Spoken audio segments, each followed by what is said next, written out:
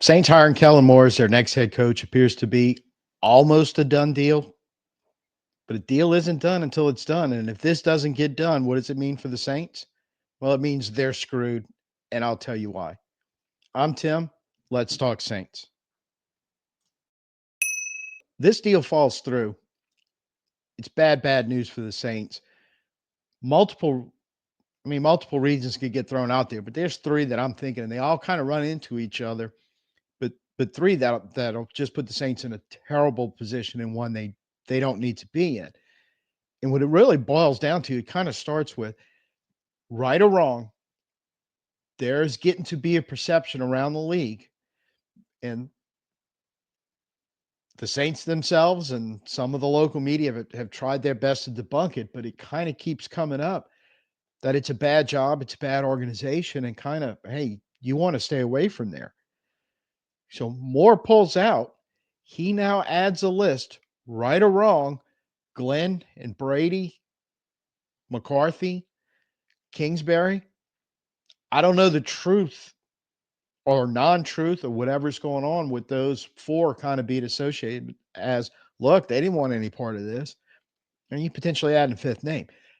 At some point, even if the perception is 100% wrong, that the Saints is a place you don't want to be, you keep stacking this up, you reinforce it, sooner or later, perception becomes reality.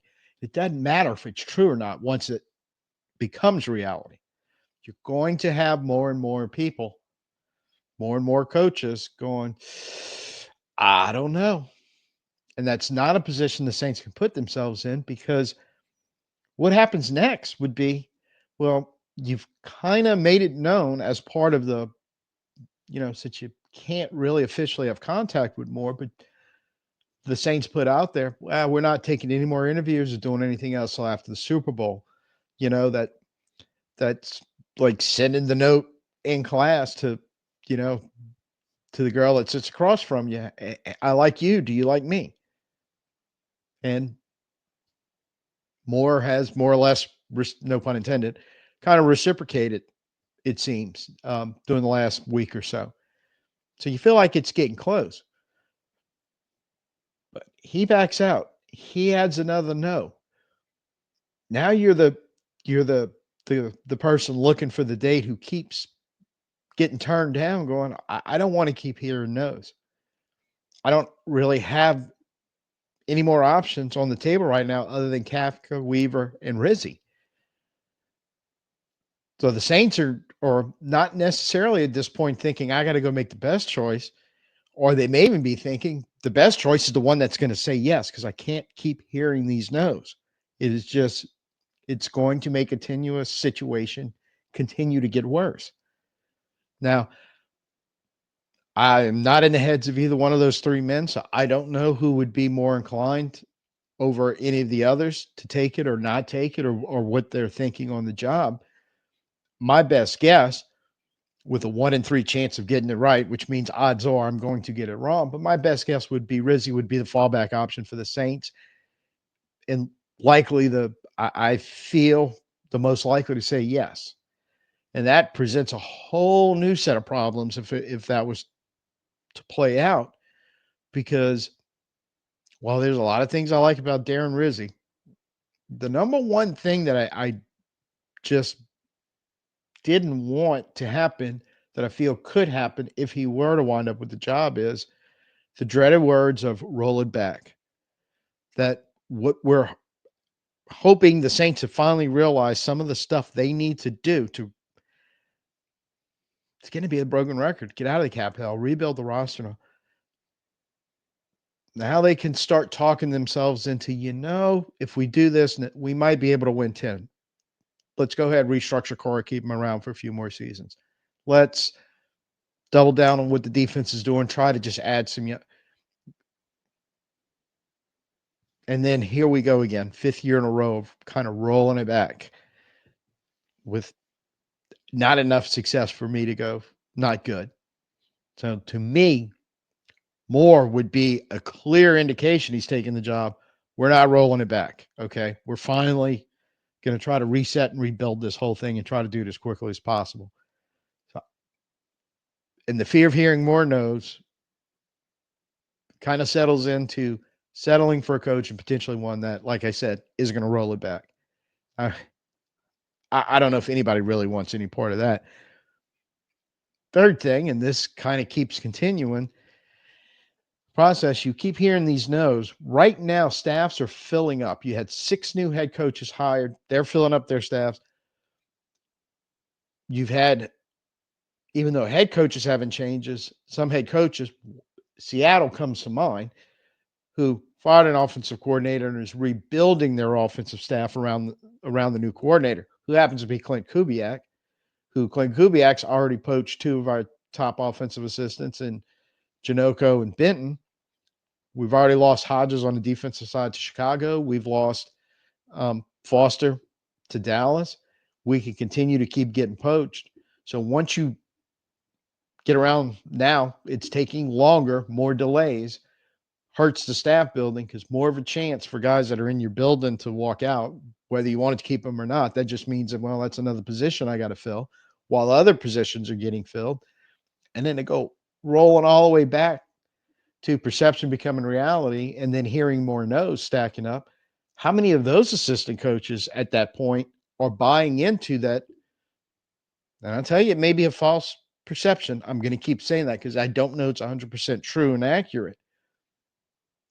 But even if there's any truth to it and you keep feeding it, some of these guys you're going to be looking for to come fill your staff and going, nah, I think I'm good right here for another year and maybe make a move next year.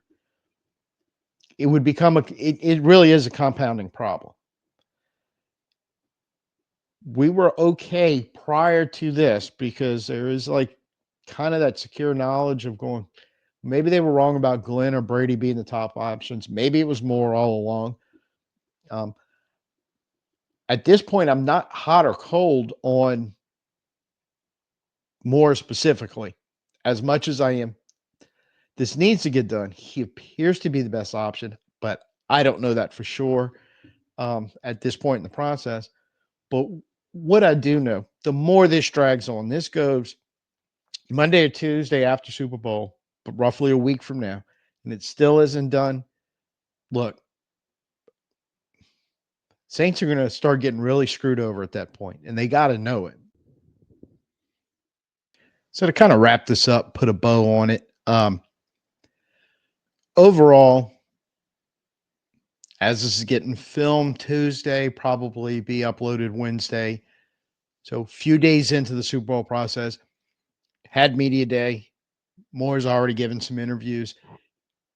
It seems more and more like, yeah, I hate to keep using the phrase "done deal," but a done deal. Like it's going to happen, but it's not 100% yet, and it won't be till it's officially announced and everything's signed and taken care of.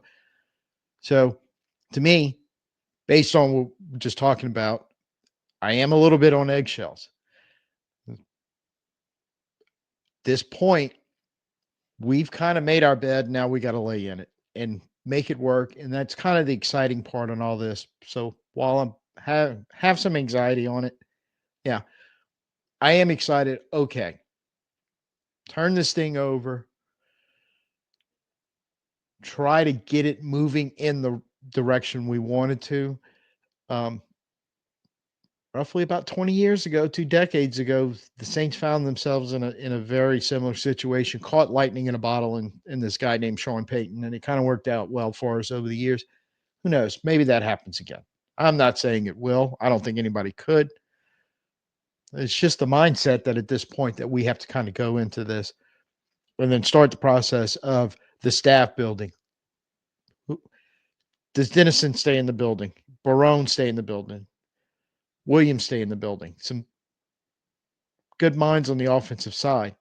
Hell, could you even get Dennison out of retirement, put him back coaching the offensive line to replace John Benton? Who knows?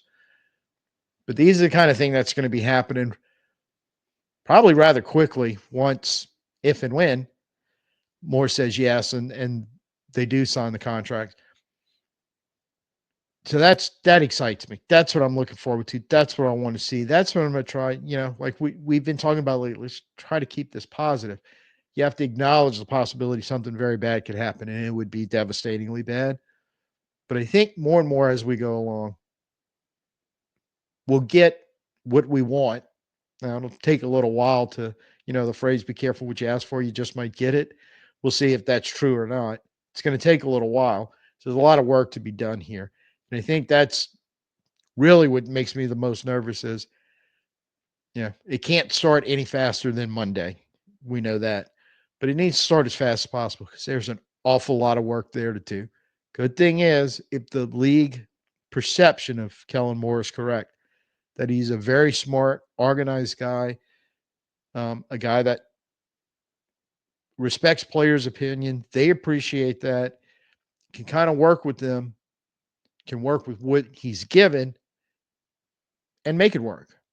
And I think overall, that's the biggest takeaway, that if that part's true, my goal is to get all this done by 2026 and be where we want to be, which is winning a division and challenging in the playoffs. And that may be a tall ask, but you never know. It could happen sooner. It would, again, invoking the memory of Sean Payton showing up. Look what happened in 2006. Now, keep hope alive. That's what we've got to be thinking at this point, because I think the die is cast on this one, and so let's just see how the roll turns out. So, um, thanks for joining today. First time here, like what you saw, please go ahead, subscribe, give me a like, give me that old thumbs up, hit your notifications. A reminder, the notifications have been wonky, so even if you have your notifications hit, it might be a good idea to just check back every now and then. Mostly because I do anticipate,